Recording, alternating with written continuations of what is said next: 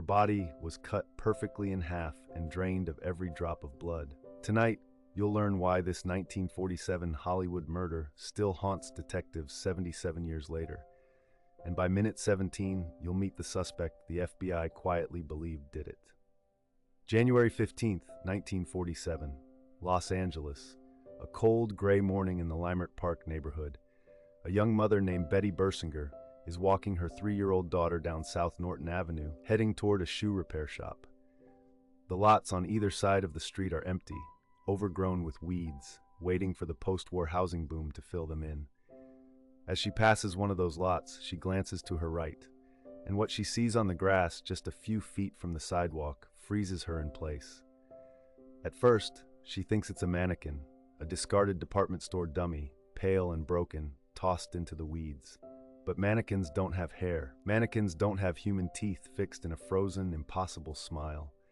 And mannequins are not severed cleanly in half at the waist. Betty Bersinger runs to the nearest house and calls the police. Within the hour, the corner of 39th and Norton becomes the most photographed crime scene in American history. And the woman lying in that empty lot becomes a legend, a ghost, a wound that Hollywood has never been able to close. Her name was Elizabeth Short. The newspapers would call her the Black Dahlia, and her killer has never been found. Tonight we go back to that lot. We trace her final week, hour by hour. We examine the suspects, the confessions, the buried evidence, and the surgical precision of a wound that pointed straight at someone with medical training. Because this is not just an unsolved case. This is the case that taught America how dark Hollywood could really be. Elizabeth Short was 22 years old. She was born on July 29, 1924, in Boston, Massachusetts, the third of 5 daughters in a family that would soon fracture. Her father, Cleo Short, was a builder of miniature golf courses. In 1930, when the Depression destroyed his business, Cleo left his car parked on a bridge near Charlestown, faked his own suicide, and vanished. Elizabeth's mother, Phoebe, raised the 5 girls alone, scraping by on welfare checks in the working-class town of Medford. Years later, when Elizabeth was a teenager, a letter arrived. Cleo was alive. He was living in California. He apologized, he begged forgiveness, and he wanted to reconnect. Phoebe refused. But Elizabeth, who had grown up worshiping the ghost of a father she barely remembered, said yes. In 1943, she traveled west to live with him in Vallejo, just north of San Francisco. The reunion was a disaster. Cleo was controlling, critical, demanding. Elizabeth was dreamy, restless, addicted to movie magazines and the idea of stardom. Within months, they were fighting constantly, and Cleo threw her out. She drifted south, worked briefly as a cashier at Camp Cook, an army base near Lompoc, and began a pattern that would define the rest of her short life. She moved constantly. She slept on couches. She borrowed money. She dated soldiers, sailors, businessmen, anyone who would buy her dinner and let her dream out loud about Hollywood. She was strikingly beautiful. Pale skin, jet black hair, blue-green eyes, and a habit of wearing all black, head to toe. Some of her friends would later say the nickname Black Dahlia came from a Long Beach drugstore where the staff teased her about her dark clothes, riffing on the 1946 film noir The Blue Dahlia. Others said the press invented it after her death. The truth is somewhere in between, but the name stuck because it was perfect. She looked like a noir heroine. She would die like one too. In September 1945, she got engaged to a young Air Force pilot named Major Matthew Gordon Jr. She told her friends he was the love of her life. Weeks later, he died in a plane crash in India. Elizabeth carried his photograph in her purse for the rest of her life. Some who knew her said she was never the same after Gordon's death. She drank more. She drifted further. She told elaborate, contradictory stories about her past, about secret marriages, about babies she had lost. Almost none of it was true.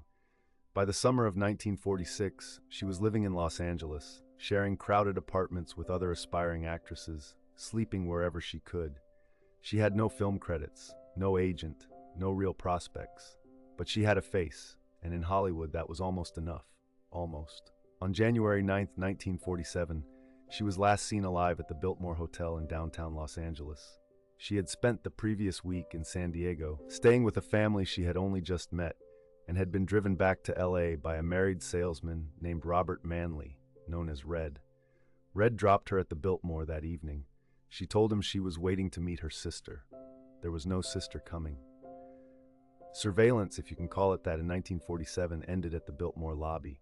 She was seen using the lobby phone. She was seen walking out the front door, alone, just after 10 p.m., and then she vanished. For 6 days, no one knows where Elizabeth Short was. 6 days of silence between the Biltmore and that empty lot on Norton Avenue. When her body was discovered on the morning of January 15th, the wounds told a story so disturbing that police initially refused to release the details.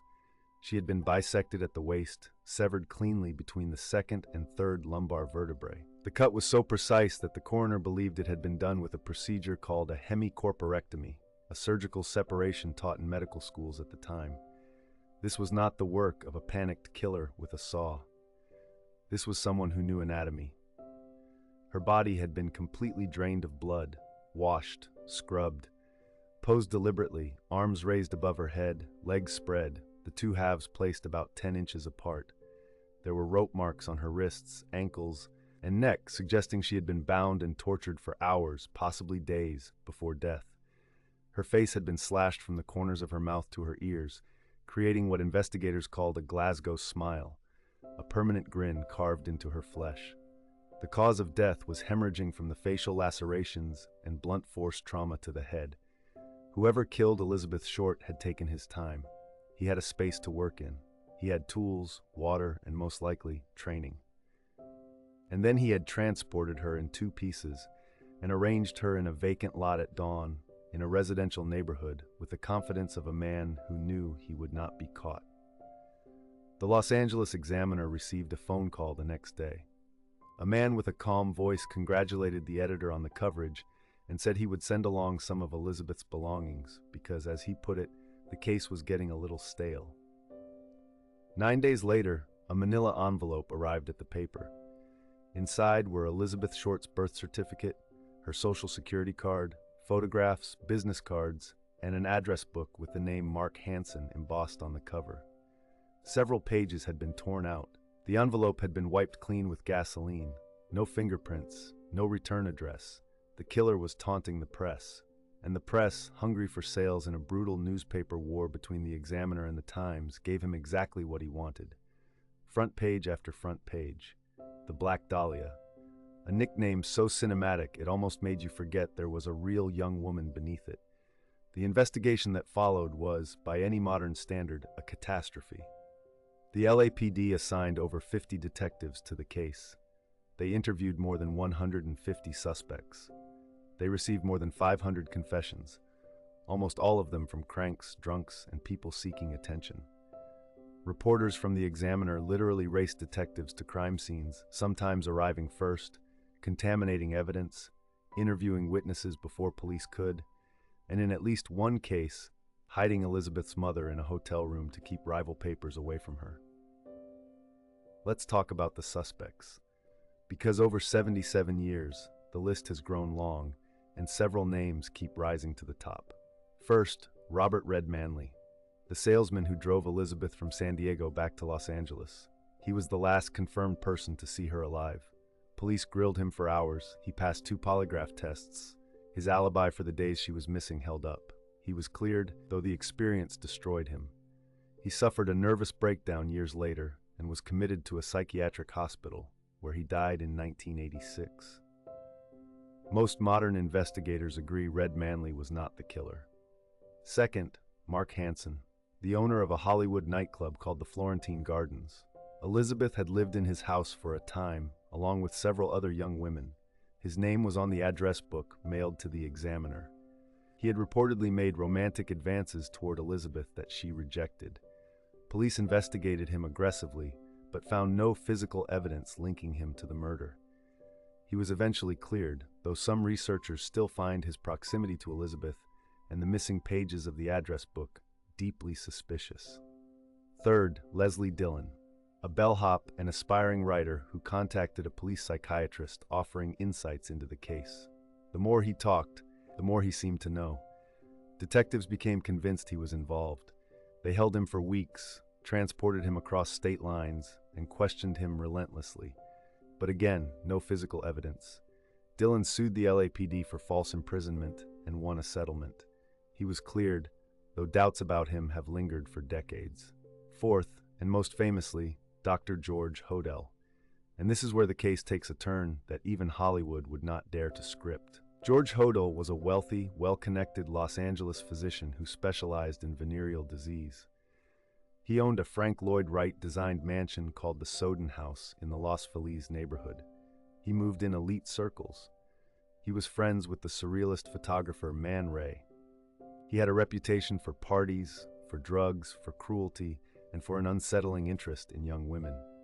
In 1949, 2 years after the Black Dahlia murder, his own daughter Tamar accused him of incest.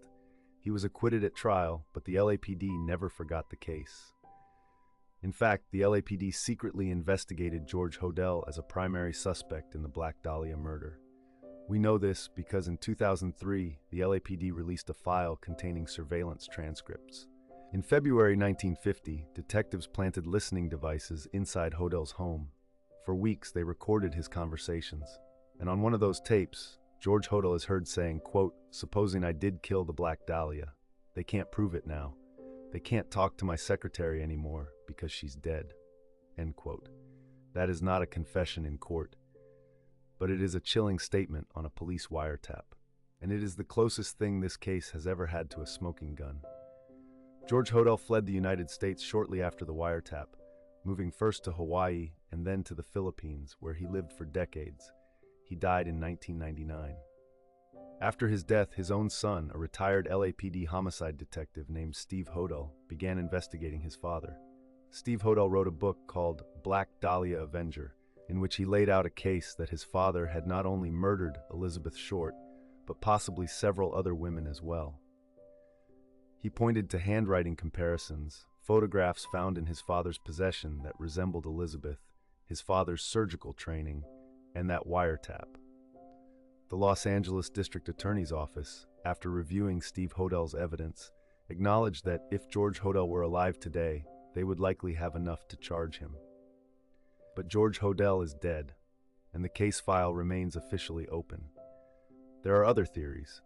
Some researchers have pointed to Walter Bailey, a surgeon whose former home was just 1 block from where Elizabeth's body was found. Others have suggested Jack Anderson Wilson, a drifter and ex-convict who confessed to a journalist before dying in a hotel fire in 1982. Some have even proposed that the killing was the work of more than one person, a conspiracy of Hollywood insiders protecting a powerful figure. But the truth is, we do not know. 77 years later, the case remains unsolved. The original evidence, including the rope, the cement bag her body was reportedly transported in, and items from her purse, has been lost, degraded, or destroyed. There is no DNA to test. There is no fingerprint to match. There is only the memory of a young woman who came to Hollywood chasing a dream, and the silence of a city that may have always known who killed her. Let me read you something. It is from a letter Elizabeth wrote to her mother in 1946, just months before her death.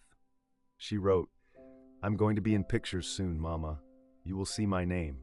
I promise you will see my name. She was right. The whole world saw her name, just not the way she meant." Elizabeth Short is buried in Mountain View Cemetery in Oakland, California. Her grave is small, simple, and almost always covered in flowers left by strangers. People still visit. 77 years after a 6-year-old girl stumbled past her body in an empty lot, people still come to remember her. The Black Dahlia case changed American crime reporting forever. It created the template for the modern true crime obsession, the cinematic killer, the beautiful victim, the city of dark glamour hiding monsters in plain sight. It inspired novels by James Ellroy, films by Brian De Palma, countless documentaries, podcasts, and books. But underneath all the mythology, there is still a young woman with a slashed smile lying in the weeds, and there is still someone, somewhere in the long shadow of Los Angeles, who got away with it. When you think about what happened to Elizabeth Short, ask yourself this. How many other Elizabeths were there in 1947 Hollywood? How many young women arrived at Union Station with a suitcase and a dream and were swallowed by a city that did not care if they lived or died? The Black Dahlia is famous because her body was staged for the cameras. But the truth is, she was not unique. She was a warning, and we never quite learned to listen. If this case haunted you the way it haunts me, subscribe to Dark Cases. Every week, we open another file the world tried to forget.